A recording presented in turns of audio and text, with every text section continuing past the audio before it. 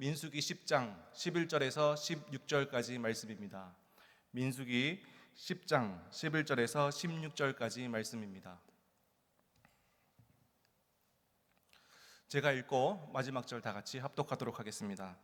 둘째 해 둘째 날 스무날에 구름이 증거의 성막에서 떠오르매 이스라엘 자손이 시내 광야에서 출발하여 자기 길을 가더니 바란 광야에 구름이 머무니라.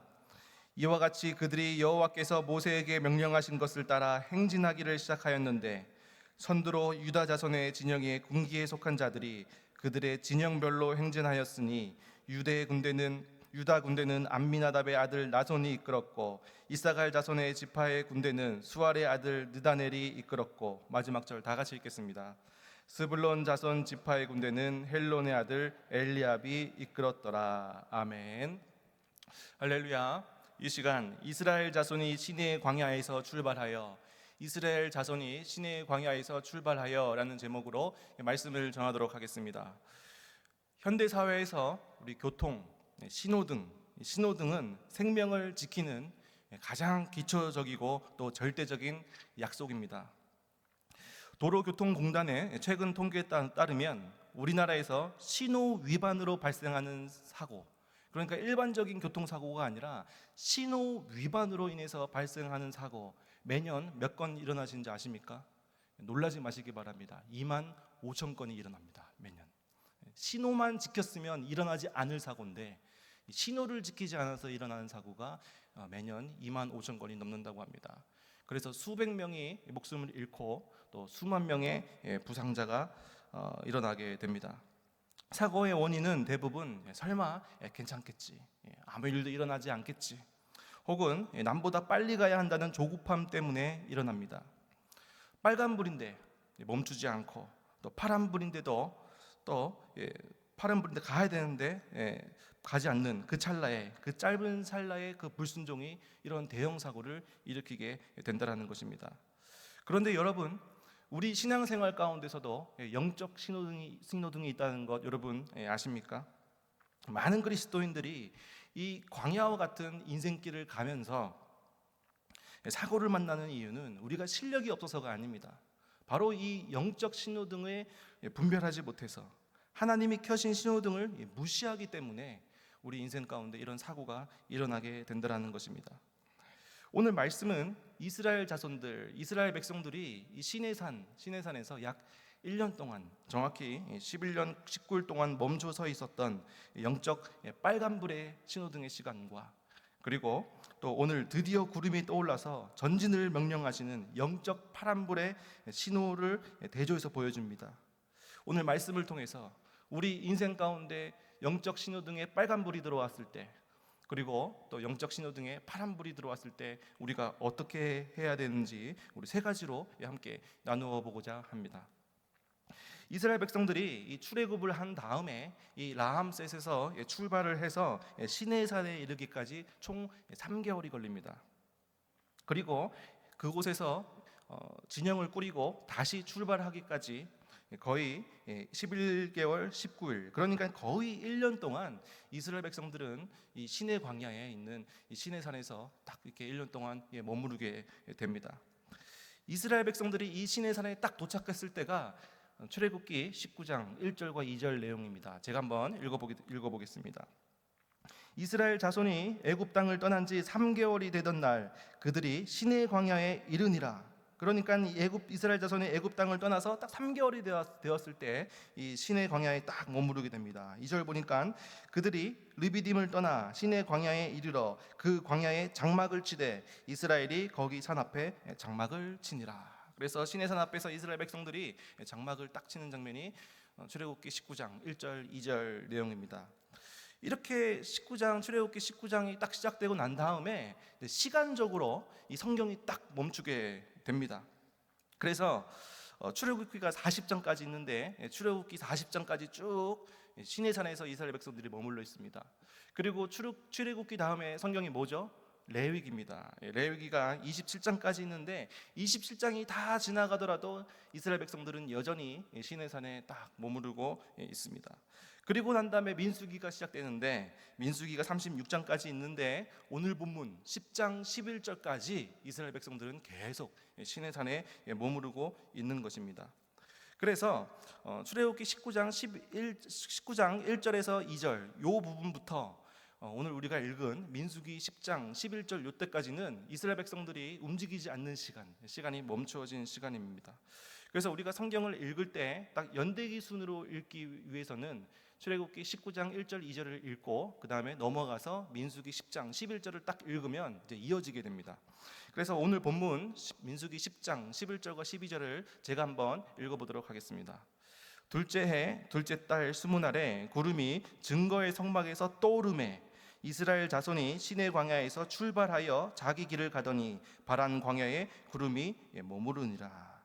그래서 오늘 본문을 통해서 제가 여러분들과 함께 나눌 첫 번째 은혜는 우리가 멈추어 있을 때에도 하나님은 일하신다라는 것입니다.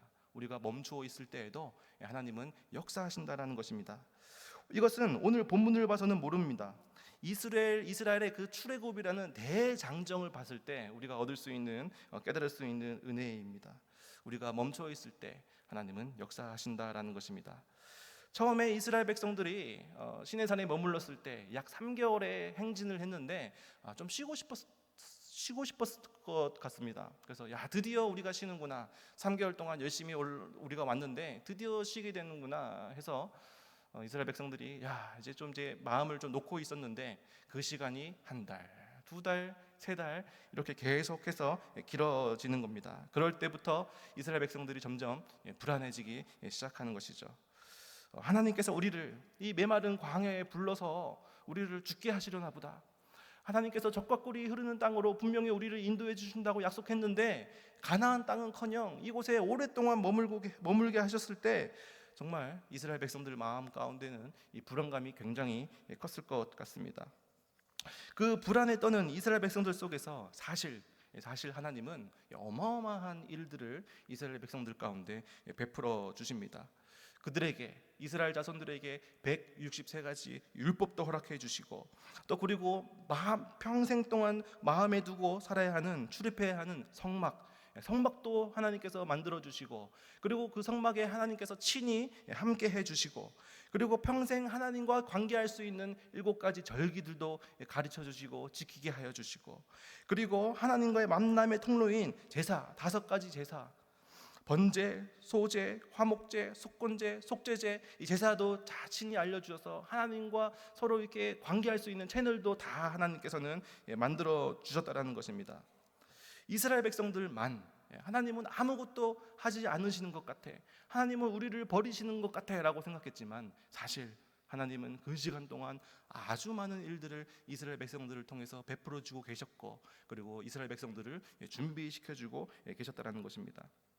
이 멈춤의 시간은 우리들에게 숙성되는 시간, 또 우리가 자라나는 시간입니다. 제가 아내와 결혼하기 전에 제가 아내에게 데이트 신청을 했는데 처음에 아내가 데이트 신청을 할 때마다 튕겼습니다. 가족 행사 때문에 안 된다, 뭐 때문에 안 된다, 건강에 시험 기간이라서 안 된다, 계속 튕겼습니다. 근데 그때마다 제 마음은 너무나도 마음이 아팠죠. 저 친구가 나를 좋아하지 않는 거 아닌가, 관심이 없는 거 아닌가. 그런데 사실 그 시간은 저에게 너무나도 힘든 시간이었지만 사랑이 점점 더욱더 깊어지는 시간이었습니다. 만약에 아내가 제가 데이트 신청을 딱 했는데 처음부터 만날래요 그랬으면 저는 아마 아내를 별로 이렇게 안 사랑했을지도 모릅니다. 그런데 아내가 그렇게 튕겨는 그 시간이 있었기 때문에 그 시간 동안 사랑을 진심으로 확인할 수 있고 사랑이 깊어지는, 사랑이 숙성되는 시간이었다는 것을 제가 알 수 있었습니다. 군대도 마찬가지인 것 같습니다. 제가 이제 해병대를 갔는데 19살에 입대를 했습니다. 제가 빠른 년생이라서 19살에 입대했는데 군대에 가면 21살 또 5월 딱 되면 성인식이라는 것을 또 열어줍니다. 사단장이 딱 나와서 딱 21살 되는 5월 달에 21살 되는 병사들을 다 모아놓고 또 이렇게 사단장님 만나서 막 이렇게 하는 행사가 있는데 21살 해봤자 그때 다 2등병, 1병인데 저 혼자 말년병장이었습니다. 제대에 2달 남긴 말년병장. 사단장님이 그러시더라고. 왜 이렇게 빨리 군대 왔냐고. 예. 근데 얼마나 힘들었겠습니까? 그 어린 나이에 두세 살 많은 형들하고 함께 군 생활을 하고, 또 해병대는 신체 검사를 2등급까지만 들어갈 수 있습니다. 그러니까 2등급 커트라인이 키가 제가 170 초반대인데 170이 넘지 않으면 들어갈 수가 없습니다. 그러니까 제가 170 초반이니까 제가 들어가니까 동기가 500명 정도 있는데 그중에 저보다 키가 작은 동기가 12명도 안 됩니다. 10명. 그러니까 저는 군대 들어가자마자 난쟁이가 되는 거죠. 제일 작은 난쟁이. 그 해병대의 모든 훈련들 얼마나 힘들었겠습니까? 그래서 왜 하나님께서는 나에게 이 2년이라는 시간을, 왜 멈춤의 시간을 주셨는지, 고통의 시간을 주셨는지 너무나도 포기하고 싶고 어려운 시간을 처음에는 보냈습니다. 그러다가 이제 깨달은 게 있습니다. 이 군대 2년의 시간은 나에게 멈춤의 시간이 아니라 인간 개조의 용광로의 시간이었구나. 쇠가 용광로를 통과해야지만 단단한 쇠가 되듯이 조요셉 인간 개조의 용광로가 바로 군대의 시간이었습니다. 그 시간 동안 정말 천리 행군을 하는데, 포항에서부터 경기도 이천까지 걸어가는데 어느 순간 되니까 다리에 물집도 생기고 도저히 이제 못 가겠는 겁니다. 그래서 쓰러질 것 같은데 그때 하나님께서 십자가를 지고 가시는 예수 그리스도를 묵상하게 하시고, 갑자기 그 산들바람, 그 회복의 바람을 다 허락해 주셔서 체력이 가득 차는 그 체험도 그때 할 수 있었습니다. 보통 이게 행군을 하다 보면 야간 행군을 마치고 시골 분교나 초등학교에 초등학교에서 운동장에다가 이제 그 텐트를 칩니다. 그때 텐트에 도착하자마자 성경을 폈는데 내가 너를 지명하여 불렀나니 너는 내 아들이라, 이 말씀이 딱 보이고 정말 엉엉 울었던 기억. 그 시간 동안 하나님이 살아계심을 저의 인생 가운데 보여주시고 체험케 하셨습니다. 군대 2년이라는 시간 동안 군대라는 게 또 작은 사회생활 아니겠습니까? 사회체계 아니겠습니까?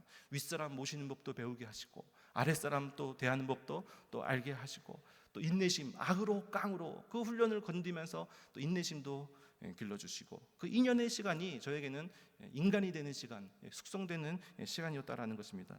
멈추어 있는 시간이 아니고 우리에게는 그 시간은 자라나는 시간, 숙성되는 시간이다라는 것입니다. 제가 아이들과 이렇게 놀아줄 때 거실에서 많이 하는 놀이가 있습니다. 무궁화 꽃이 피었습니다. 여러분들 다 아실 겁니다. 무궁화 꽃이 피었습니다 하는 놀이. 그 놀이를 하면서 제가 무궁화 꽃이 피었습니다를 묵상하게 되었습니다. 마치 하나님과 나와 이 땅이라는 놀이터에서 하는 놀이, 믿음 생활 같더라고요. 제가 순례입니다. 그래서 제가 벽에다가 딱 벽을 대고 딱 눈을 감고 무궁화 꽃이 피었습니다 하는 게 마치 기도하는 것 같더라고요. 내가 무궁화 꽃이 피었습니다 하는데 그 순간 딱 봤을 때 하나님은 딱 멈춰 계시죠. 하나님이 움직이시는 것 같지 않습니다. 또 무궁화 꽃이 피었습니다 하고 딱 돌아봤는데 하나님은 또 딱 멈춰 계시는 겁니다. 왜 하나님 안 움직이시지? 하나님 빨리 내 삶 가운데 역사해 주셔야 되는데, 무궁화 꽃이 피었습니다 라고 하는 게 기도하는 것 같더라고요. 사실 뭡니까? 우리 인생에 고통의 꽃이 피었습니다. 우리 인생에 환난의 꽃이 피었습니다. 우리 인생에 산 넘어 산의 꽃이 만발했습니다. 우리는 이렇게 기도하는데 딱 보면 하나님이 딱 멈춰 계시는 것 같은데, 놀이이니까 사실 뭡니까? 내가 기도할 때 무궁화 꽃이 피었습니다 했을 때 그 사이에 하나님은 열심히 움직이시고 우리에게 점점 다가오고 계셨다는 것입니다. 우리가 멈춰 있는 것 같지만 사실 하나님은 계속 우리를 돌봐주시고 우리 삶 가운데 함께 해주시는 그런 분이시다라는 것입니다. 빌립보서 1장에 보면 놀라운 이야기가 나옵니다. 사도 바울 이야기입니다. 사도 바울이 복음을 전하다가 로마에서 붙잡혀서 로마 감옥에 가게 됩니다.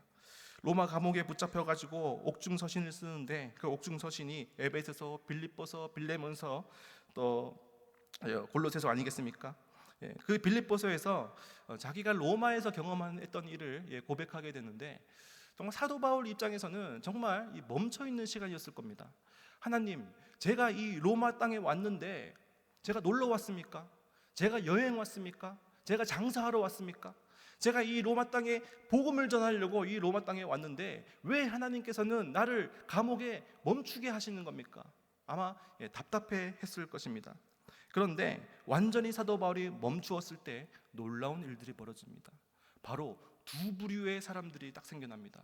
첫 번째는 바로 좋은 뜻으로 생겨난 부류들, 그리고 두 번째는 별로 좋지 않은 뜻으로 순수하지 못하게 다툼으로 복음을 전하는 자들이라고 성경은 기록되어 있습니다. 이 두 부류가 딱 나타나는 겁니다. 그래서 순수한 자들은 좋은 뜻으로 나타난 부류들은 아이고 우리 사도 바울이 옥에 갇혔는데 놀고 있던 우리가 이러고 있으면 되겠느냐, 야 우리라도 열심히 해서 우리 복음을 전하자 하는 부류가 막 생겨났고, 또 한편으로는 좋지 않은 부류들, 안 좋은 뜻으로 잘됐다, 우리의 눈에 가시였던 정말 질투심을 가지고 있었던 사도 바울이 옥에 갇혔으니까 우리가 이 시간 열심히 복음을 전해서 우리가 사도 바울의 그 명성을 가지고 오자라고 하는 사람들이 딱 생겨나기 시작한 겁니다. 여러분 100m 달리기를 하면 혼자 뛰는 게 빠릅니까? 아니면 둘이 동시에 뛰는 게 빠릅니까? 동시에 빠르는 게 훨씬 빠르죠. 마찬가지입니다. 이 두 부류가 경쟁을 하듯이 뛰기 시작하니까, 복음을 전하기 시작하니까 사도 바울이 복음을 전했던 것보다 훨씬 더 빠른 속도로 그 들불에 불이 붙듯이 로마의 복음이 전해지는 역사가 있었다라는 것입니다. 그때 빌립보서 1장의 사도 바울이 뭐라고 얘기하냐면, 형제들아 나의 당하는 일이 도리어 복음의 진보가 되었도다. 사도 바울이 이렇게 이야기를 합니다. 사도 바울은 가만히 있었지만, 사도 바울은 감옥에 멈춰 있었지만 그 시간에 하나님은 일하고 있었다라는 것입니다. 다윗이라고 하나 너무나도 아름다운 청년, 잘못한 것이 있더라면 나라를 구한 죄밖에 없습니다. 엔게디 광야, 바란 광야, 신광야, 그 10년이라는 시간 동안 그 20살, 20대라는 그 꽃다운 나이에 도망자로서의 삶을 하나님께서 살게 하셨습니다. 얼마나 정말 다윗에게는 고통의 시간이었을까요? 하나님, 도대체 무슨 일이 내 인생 가운데 일어난 겁니까? 나는 정말 하나님의 말씀에 순종해서 골리앗도 물리치고 나라를 구한 죄밖에 없는데 왜 제가 이 꽃다운 20대 나이에 10년이라는 시간 동안 엔게디 광야, 바란 광야, 신광야에서 내가 이렇게 도망자 생활을 해야 되는 겁니까? 그때 바울의 고통이 시편 73편에 잘 나타나 있습니다.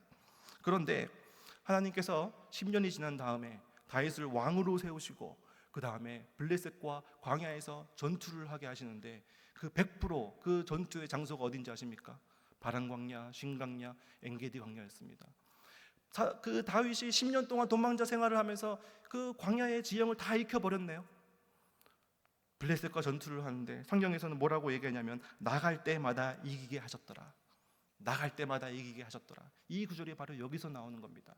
10년 동안 다윗은 멈추어 있었던 것 같지만 사실 하나님께서는 다윗을 훈련시키는 그러한 시간이었습니다. 이 고난이라는 게 전염병처럼 번지고, 또 고난이라는 게 정말 한 번 고난이 왔다가 조금 정신 좀 차릴 때쯤 되면 다시 고난이 오고 이러면 정말 좋을 텐데, 엎친 데 덮친 격으로 막 다가오는 것이 우리 인생의 고난 같습니다. 제가 전에 병원에 간 적이 있습니다. 아이들 셋이 다 아팠습니다. 그리고 저도 아팠습니다. 그래서 저도 병원에서 진료를 받기 위해서 4명이서 병원에 가서 딱 병원에 등록을 딱 했는데, 보통 병원에 가면 딱 그 TV에 전간판에 뭐라고 뜹니까? 대기 번호가 딱 뜨죠.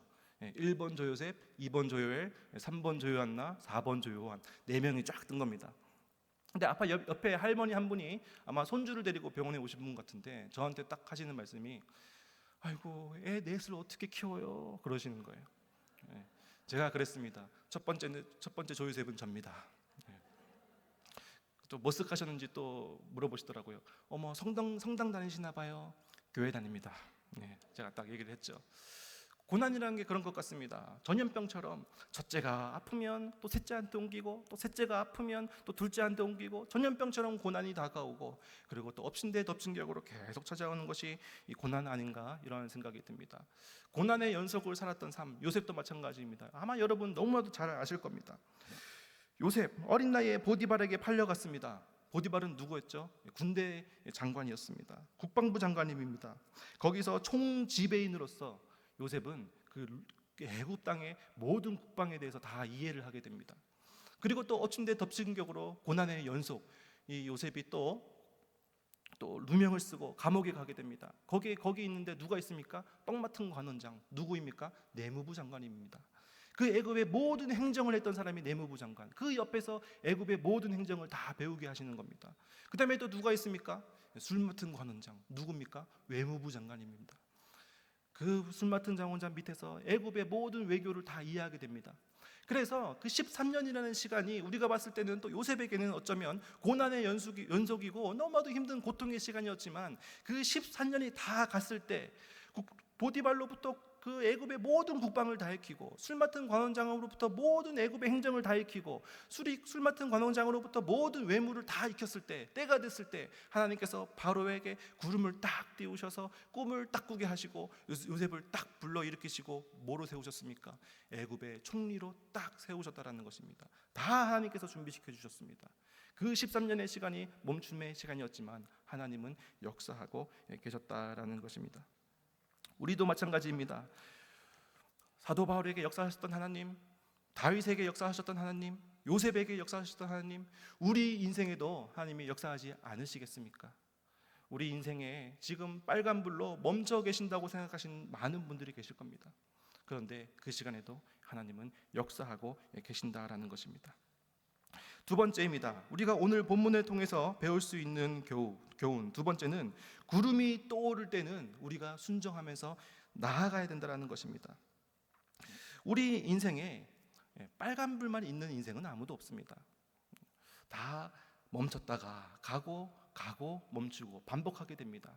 누구는 그 멈춤의 시간이 길 뿐이고 가는 시간이 짧을 뿐이고, 또 반대로 어떤 사람은 그 기다림의 시간은 짧고 또 가는 시간은 긴 시간, 이런 차이가 있을 수는 있지만 누가 가기만 하는 사람도 없고요, 멈춰 있는 사람도 없습니다. 다 갈 때가 있고 또 멈출 때가 있는 것입니다.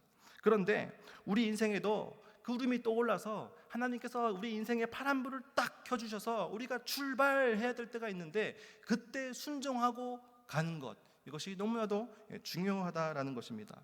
이 사람이 적응력이라는 것이 있습니다. 참 사람이 적응을 굉장히 빨리 합니다. 하나님께서 우리 인생길 가운데 빨간불을 딱 켜주셔서 멈추게 하셨을 때는 입이 대빨처럼 나와서, 하나님 왜 지금 멈추게 하시는 겁니까? 지금 빨리 가야 되는데 불평불만을 하지만, 사람은 또 금방 또 적응을 하게 되어서 또 그 생활 가운데 또 안주하게 되고 또 적응하게 된다는 것입니다. 처음에는 불만이었는데 이게 멈추는 시간이 점점 또 편해져 가지고 또 가기 싫어져 버립니다. 하나님, 내가 여기가 좋사오니 파란불 안 켜주셔도 됩니다. 이미 제가 멈춰있는 시간 동안 제가 살 궁리 다 해놨습니다. 하나님 걱정하지 마십시오. 파란불 안 켜주셔도 됩니다. 이렇게 사람이 변하게 된다는 것입니다. 이 멈추어 있는 시간은 우리가 성숙되어지는 시간, 하나님께서 준비해 주시는 시간이지 안주되는 시간이 되어서는 안 된다는 것입니다. 하나님께서 우리 인생에 파란불이 딱 켜주실 때는 우리는 모든 것을 내려놓고 모든 것을 내팽개치고 아멘 하면서 순종하면서 벌떡 일어나서 엑셀레이터를 바꾸고 기아를 바꾸고 나아가야 된다라는 것입니다. 파란불은 역시 파란불입니다. 하나님께서 파란불을 펴주신다는 것은 한번 가봐라, 이런 의미가 아니라, 이미 하나님께서는 모든 것을 다 예비해 주시고 하나님께서 모든 것을 다 준비시켜 주셔서 하나님이 파란불을 딱 켜주시는 것입니다. 그러니까 우리가 믿고 순종하고 나아가기만 하면 되는 것입니다. 그러면 하나님께서 쫙 달려갈 수 있도록 모든 길을 열어 주신다는 것입니다. 아까 제가 무궁화꽃이 피었습니다를 가지고 제가 묵상을 했다고 했는데, 이번에는 신호등을 가지고 묵상을 했습니다. 별걸 다 가지고 묵상을 하는데, 신호등, 빨간불이 들어오면 쉽죠. 빨간불이 들어오면 멈춰야 됩니다. 그때 가면 사거리에서 대형 사고 납니다. 멈춰야 됩니다. 또 파란불은 뭐죠? 파란불도 가야 됩니다. 안 가면 뒤에서 빵빵하고, 안 가면 뒤에서 받을 수도 있습니다.